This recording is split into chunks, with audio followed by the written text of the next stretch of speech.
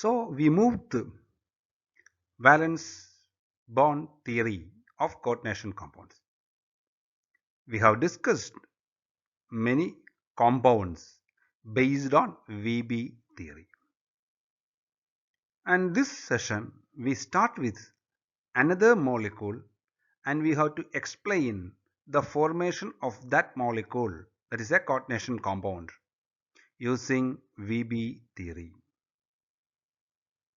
So we take here the compound is CuNH3 4 times SO4 or CuNH3 4 times 2 plus. This is called copper ammonium sulfate. That is the trivial name, copper ammonium sulfate, or the IUPAC name is tetraamine copper 2 sulfate. Tetramine copper 2 sulfate. So we have to explain the hybridization and structure of this particular coordination compound. So in this particular compound, the central metal atom is copper, and we know the configuration of copper is 3d10 4s1. So in this compound, the copper is existing in the plus 2 oxidation state. That means 2 electrons has to be lost from the central metal atom. See here, we have 3d10 4s1 configuration. So one electron will be lost from the 4s orbital and another electron will be lost from the 3d5 or 3d10 orbital. So two electrons will be lost. So one electron from the 4s orbital and another 3d10 electron or the paired electrons in the 3d5 orbital. Now in the excited state, the electron has to be lost and we could write the configuration Cu2 plus ion in the ground state configuration is 3d9 4s0 4p0. So copper is in the plus 2 oxidation state and the configuration of copper 2 ion will become 3d9 4s0 and 4p0. Take down.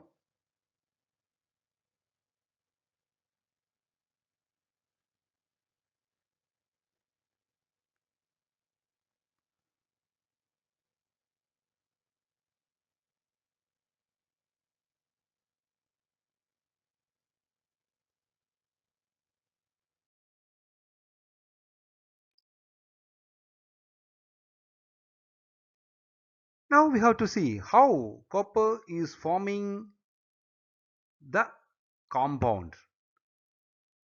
So as per VB theory, the central metal atom copper should make available 4 vacant orbitals. Why 4 vacant orbital? Because 4 ligands are there. So the central metal atom should make available 4 vacant orbital to accommodate the electron pairs from the ammonia molecule, or ammonia is the ligand here. So it supply a pair of electron to the 4 vacant orbitals of copper 2 plus ion.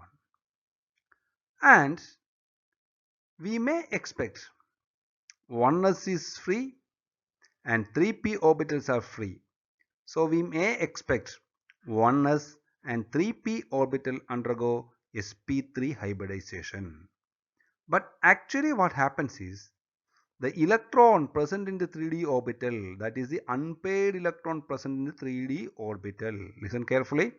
The unpaired electron which was present in the 3d orbital get excited to the pz orbital, that is the 4pz orbital. This is 3d orbital, this is 4s orbital, this is 4p orbital.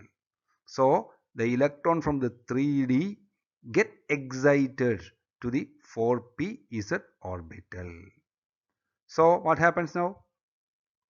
1 3d, 1 4s and 2 4p orbital undergoes hybridization. We expected an sp3 hybridization, but actually the electron from the d orbital got excited to the pz orbital, and now 1, 2, 3, 4. 4 orbitals are vacant. Which are the 4 orbitals? 1 3d, 1 4s, and 2 4p orbitals. They are having different shape and energy. They undergo hybridization to form d sp2 hybrid orbitals. d sp2 hybrid orbitals having same energy and shape. See here, they undergo d sp2 hybrid orbitals. Take down.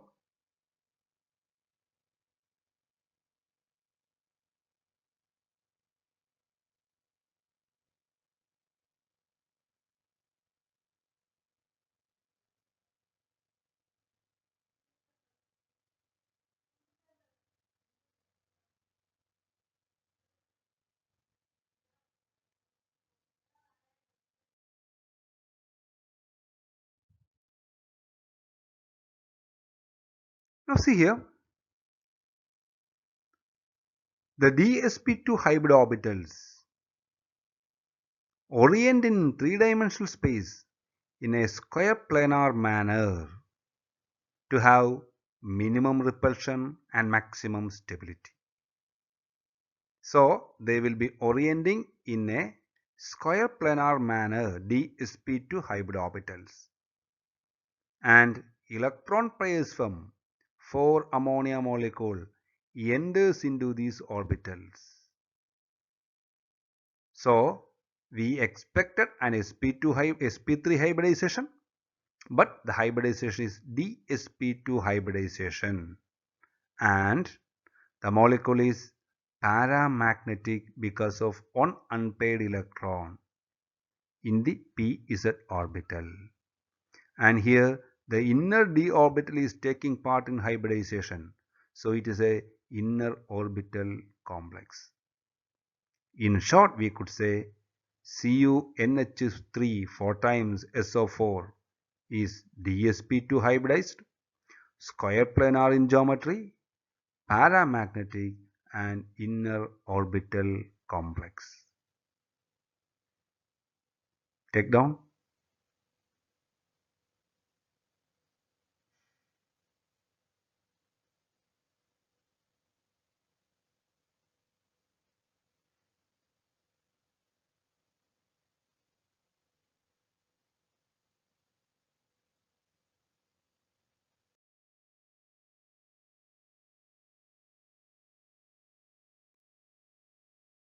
Now we have to see what are the drawbacks of VB theory.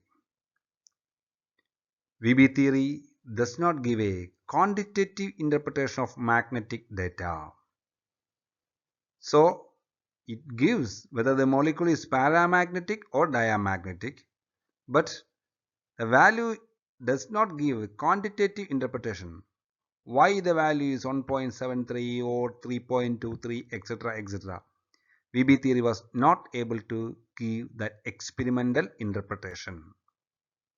It does not explain the color exhibited by coordination compound. Coordination compounds shows brilliant colors. Why the color or the spectrum of the coordination compound could not be explained by VB theory. And it could not be able to explain about the stabilities, kinetic or thermodynamic stability of coordination compounds. And it was not able to exactly predict the tetrahedral and square planar structures of 4 coordinate complexes. In some molecule, they misinterpreted tetrahedral complex as square planar complex and square planar complex as tetrahedral complex. And it does not distinguish between weak and strong ligands. That means why certain coordination compounds are inner orbital complex, or why certain coordination compounds are outer orbital complex. And they were not able to explain about this. These are the important drawbacks of VB theory. Take down.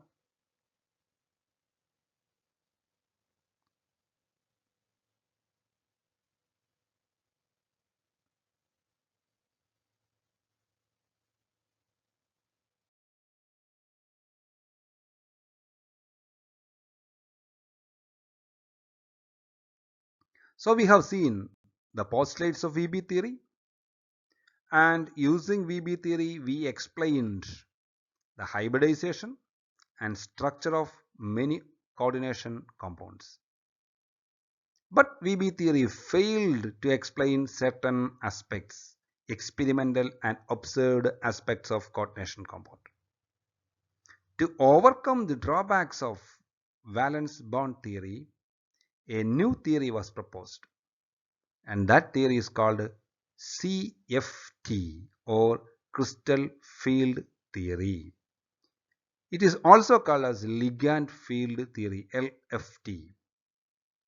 So, in crystal field theory, they brought certain assumptions, certain conditions, certain what you can say postulates, and based on that assumptions, they were able to explain almost all drawbacks of VB theory. So we have to see what is crystal field theory and what is their proposals. So crystal field theory was developed by Benthe and Van Helek. So they consider the interaction between metal ion and ligand are electrostatic interaction. So it is not a covalent interaction, but it is an electrostatic interaction. That means the interaction is between positive and negative charges. Or we can say the metal and the ligands are purely ionic in character. The interaction of metal and ligands are purely ionic in character, and this is due to the electrostatic interaction between the positive and negative charge of the metal and ligands respectively. Since these interactions are similar to that present in crystals, we know in ionic solids cations and anions are interacting. So in crystals, basically the ionic interactions are occurring. So it is called as crystal field theory. And the crystal field theory treats each ligand as point of negative charges. Ligands are point of negative charges. Why? Because ligands are negatively charged, or they can be having a lone pair of electrons present in them. So the metal ion should be positively charged, the ligand ion should be negatively charged, or it will be electron rich centers if the molecule is neutral. So we can say when the molecule is neutral, the ligands are considered as dipoles with a negative end of lone pairs. So the metal or the metal ion will be in the positive charge, and the ligands will be negatively charged or negative rich centers as in the case of neutral molecules. So automatically the interaction is electrostatic. A positively charged metal ion interacting with a opposite charge, negative charge. So purely the interaction is electrostatic. Then the arrangement of these ligands around the central metal ion in such a way that the repulsion between the negative points is minimum. So around the metal, when we place the ligands are negatively charged or negative rich centers. So negative repulsion should be minimum, so that the ligand should be placed at maximum distance around the central metal ion. These are the basic proposals of crystal field theory. Take down.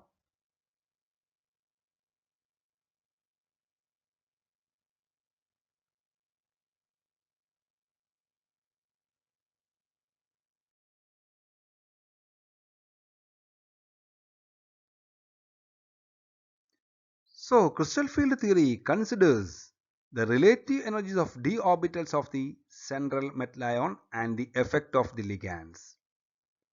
So the ligands interact with the d orbitals of the central metal ion, because all the 5 d orbitals are having equal energy, but their alignment or electron density orientations are in different direction. So, for the central metal ion, there is no interaction between the interaction from the external field. Hence, all the 5 d orbitals are having equal energy and they remain as such together. If all the 5 d orbitals are remaining together as such, it is called a degenerate orbitals. Degenerate orbitals. I told you, d orbitals are having different direction of electron density, but they stay together when there is no external field. That condition is called degeneracy, or the orbitals are degenerate. If a field is applied around the central metal ion or around the d orbital in a spherical manner or a symmetrical manner, the d orbitals will remain as such without any splitting. So, if the ligand is exerting the negative charge interaction in a spherical manner around the central metal ion, all the 5 d orbitals remain as such without any change in splitting, or they remains degenerate. Okay, so moving forward we will understand maximum. Okay, take down.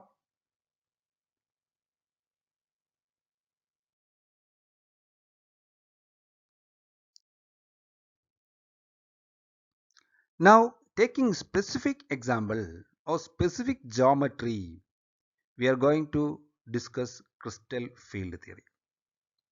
So here I am taking an octahedral field. We know what is octahedral shape. Around the metal atom, at 4 corners of a square, the ligands are there. Above the plane of the square, there is a ligand. Below the plane of the square, there is a ligand. And the distance from the ligand to central metal atom for all 6 ligands are same. So that is a octahedral field. Now see here, we are going to apply crystal field theory. How crystal field impacts, how the field of the ligand is going to impact the d orbitals present in a metal ion in an octahedral field. So I have the central metal ion with the d orbitals, and these d orbitals are going to experience the field produced by the negatively electron rich ligands. So how it happens? See here, I have 5 d orbitals here. These are the shape of 5 d orbitals. This is a dx square minus y square. That means the electron density is along the x and y axis. The electron density is along the axis x and y axis. This is a dz square. The electron density is maximum along the z axis. And I have dxy. In case of dxy, listen carefully, dxy, the electron density is maximum between the y and x axis. The electron density is between the x and y axis. When I take dxz, the electron density is maximum between x and z axis. When I move to dyz, the electron density is maximum between y and z axis. That means when I consider these 5 d orbitals, first 2 d orbitals, dx square minus y square and dz square, are having electron density along the axis, while for 3 remaining orbitals, the electron density is between the axis.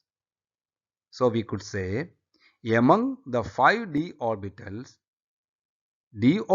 could be classified into 2 types.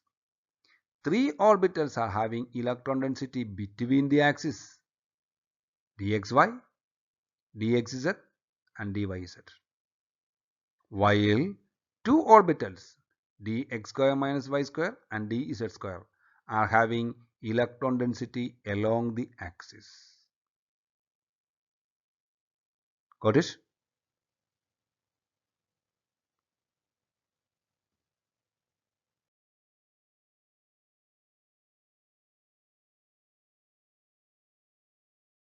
See here. So I have these orbitals here. So I am classifying these three are having same symmetry or same electron density between the axes. Which are they? dxy, dxz and dyz.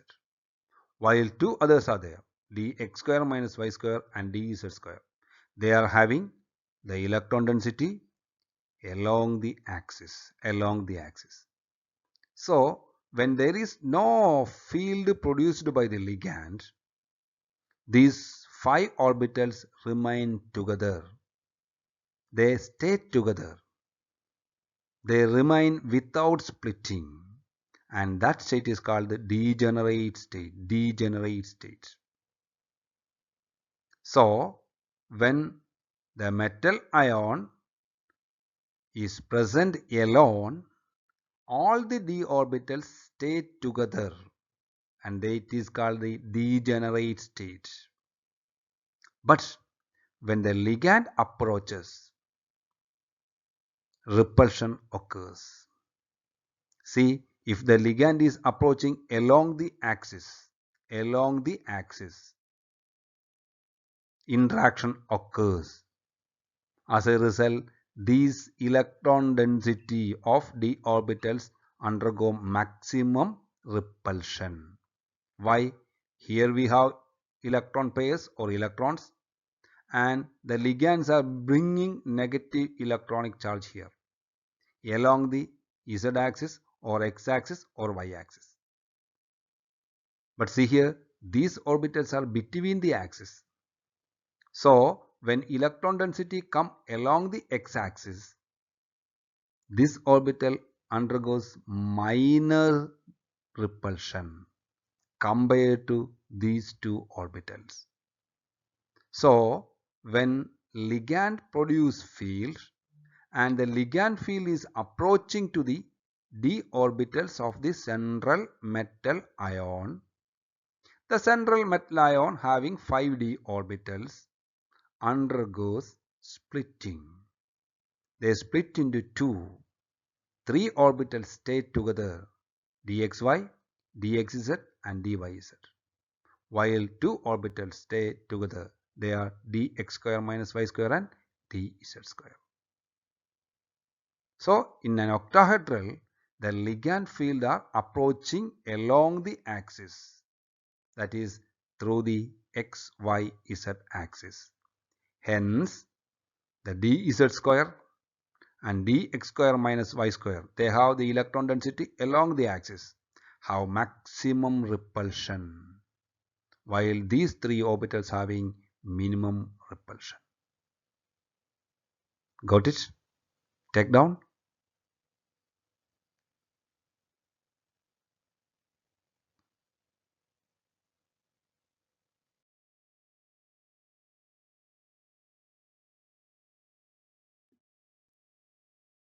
See here, this is octahedral geometry. See, this is the axis, z-axis, x-axis, y-axis. So the ligands are approaching along the axis. See, here a ligand is coming from z-axis. See, another ligand is coming from the z-axis. Then 4 more ligands. 2 ligands are coming from the y-axis, on here, on here. Another 2 ligands are coming along the x-axis. So the ligand fields are approaching to a central metal ion placed here along the axis, and repulsion occurs. To whom? The orbitals having electron density along the axis. Which are the orbitals present along the axis? dz square and dx square minus y square. So Since the ligand is approaching the metal ion along the XX, YY and Z axis, the electrons in the dz square and dx square minus orbitals which are along the axis experience greater repulsion. Why? This is the electron pairs from the ligands. This is electron of the d orbitals, and dxy, dxz and dyz which lie between the axes suffers less repulsion. So 5 orbitals were together, but now these two orbitals undergo maximum repulsion while these two orbitals undergoes minimum repulsion. So the degeneracy of the d orbital get removed, or we could say the 5d orbitals split into two. dx square, dx square minus y square stay together having maximum repulsion, while three orbitals dxy, dxz and dyz they stay together away from dz square and dx square minus y square. So the 5 orbitals split into two, 3 group together while 2 in another group. Take down, very important.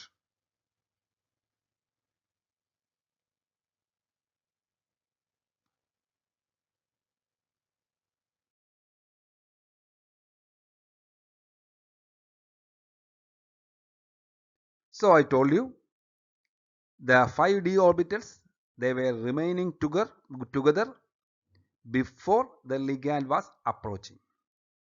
When the ligand approached, what happened? A field was produced, and hence the 5d orbitals split into two.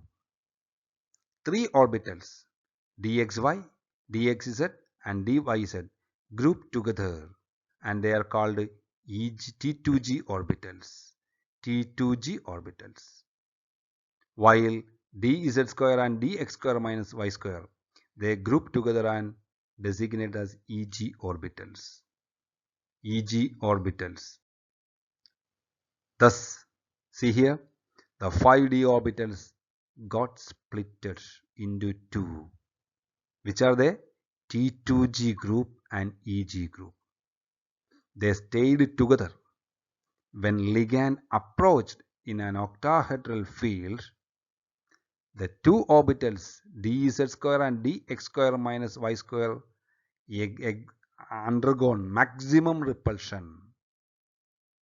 Maximum repulsion means maximum energy.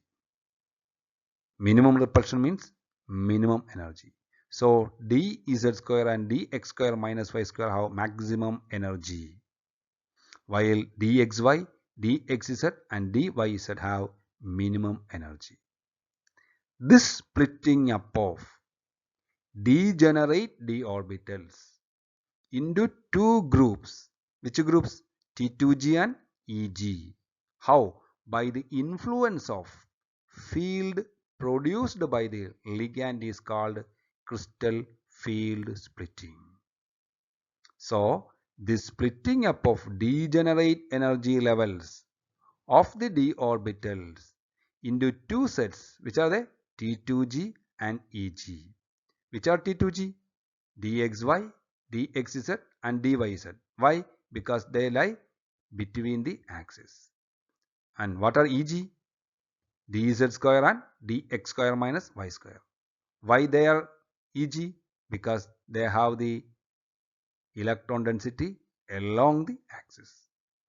And this splitting up of d orbitals into two groups is called crystal field splitting.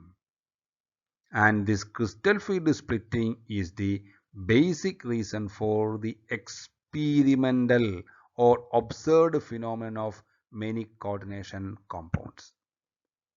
Take down.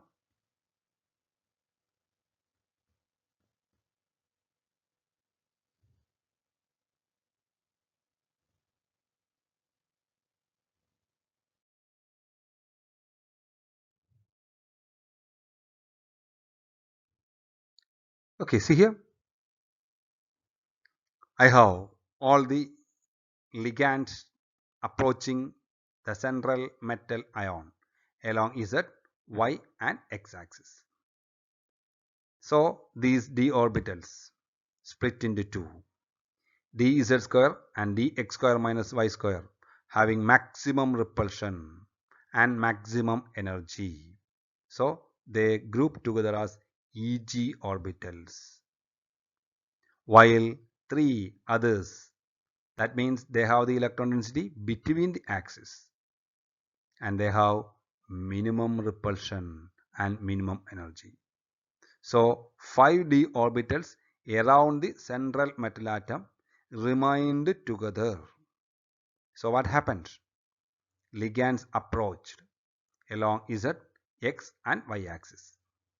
As a result, the 5d orbitals removed their degeneracy, or they undergo splitting to have Eg orbitals and T2g orbitals.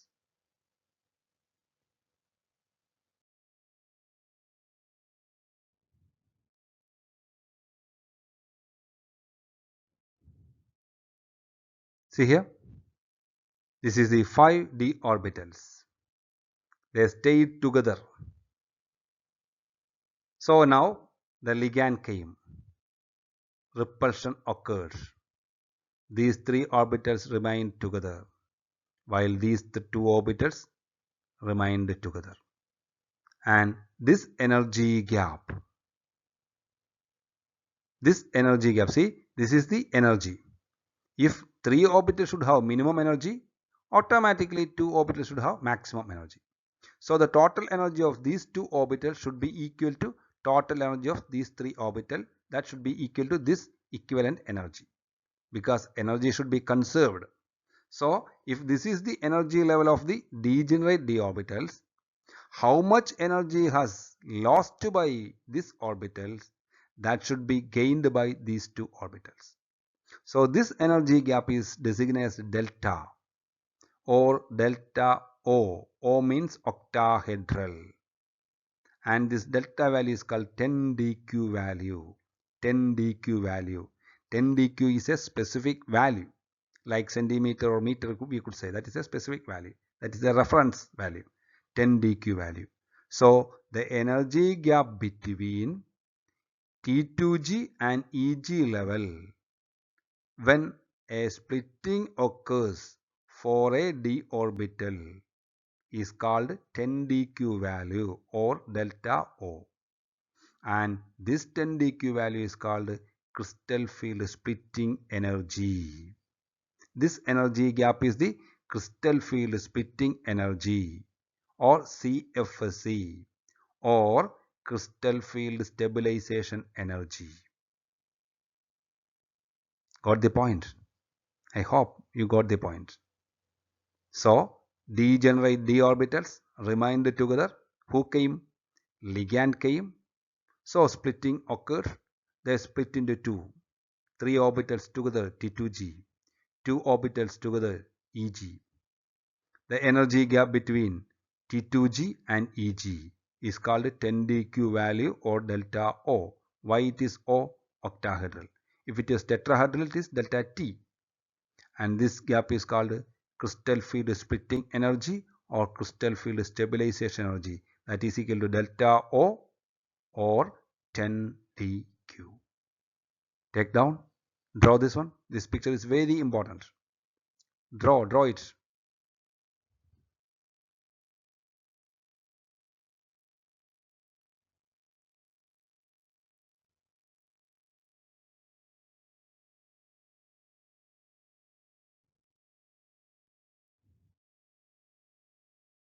So see here, more clear. This is the spherical field. All the 5d orbitals are remaining together. Now who came? Ligand field came. So these 5 orbitals split into two. 3 orbitals dxy, dxz and dyz.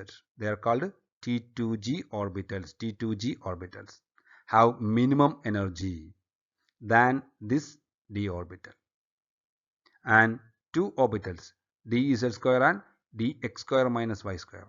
They are called Eg orbitals and they have maximum energy. I told you the total energy should be conserved. Listen carefully here. This orbital is having 4 dq value. I put it as minus 4 dq. This is minus 4 dq. This is minus 4 dq. So total this is equal to minus 12 dq. Okay, listen carefully. I have 3 orbitals here having energy less than the degenerate d orbital. This is the energy of the degenerate d orbital.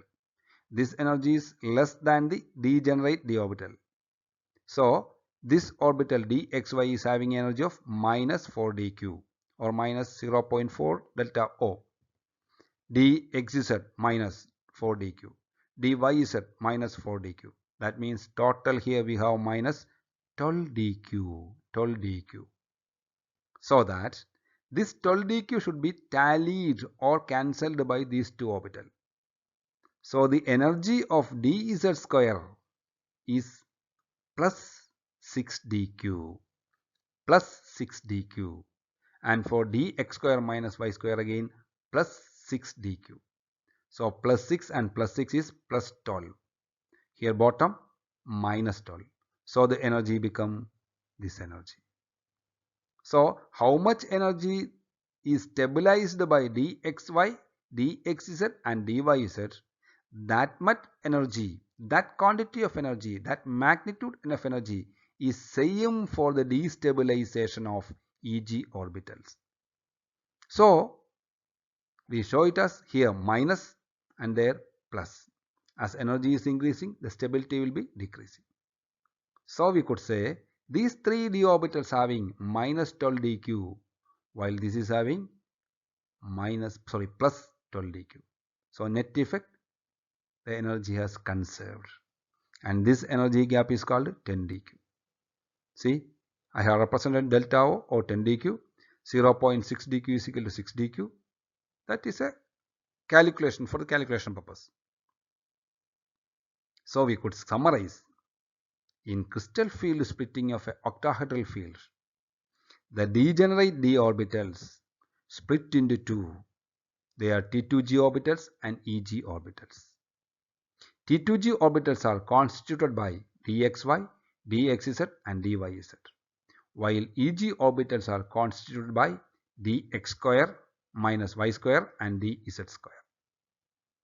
The energy gap between Eg and T2g levels are called 10 dq or delta octahedral. The energy of each orbital of T2g level or T2g group is 4 dq, while the energy of each orbital of Eg group or Eg level is 6 dq. Right? We need this for further writing of the calculation of the crystal field stabilization energy. So take careful while drawing this one. This is T2g, this is Eg. 3 orbitals down, 2 up. This is having energy of minus 4 dq. This is having plus 6 dq. This gap is called 10 dq or delta O.